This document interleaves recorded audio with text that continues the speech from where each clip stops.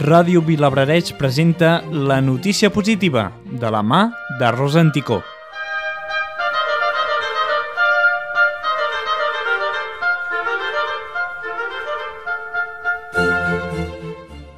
L'home perdut al Montgrí sobreviu 2 nits al ras. El desaparegut estava a la Punta Salines, a prop dels Penya-segats.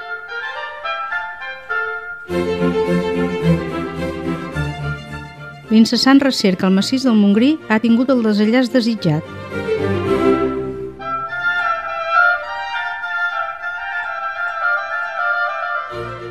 Els bombers van trobar el divendres en vida Josep Guzmán, el veí de l'Estartit de 64 anys, que va desaparèixer dimecres mentre buscava bolets amb la seva esposa i el seu fill a l'entorn de l'antiga base nord-americana Loran, situada a la Muntanya Gran.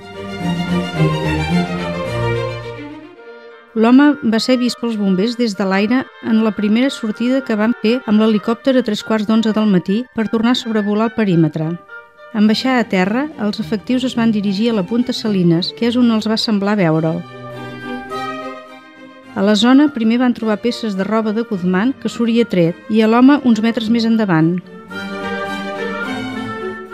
Des que dimecres a la tarda es va produir la desaparició de Guzmán fins divendres a mig matí, al Montgrí s'hi va originar un important desplegament, format tant pels cossos d'emergència com per veïns que han prestat la seva ajuda voluntàriament. Tots ells havien escorcollat a fons pistes, camins i cales. A excepció del primer dia, en què l'estat de la mar era dolent, els submarinistes dels bombers, dels Mossos d'Esquadra i de la Guàrdia Civil també havien ampliat la recerca a l'aigua per descartar que Guzmán hi hagués caigut de manera accidental. Per tothom i en particular pels familiars i veïns ha estat aquest el més desitjat i feliç desenllaç.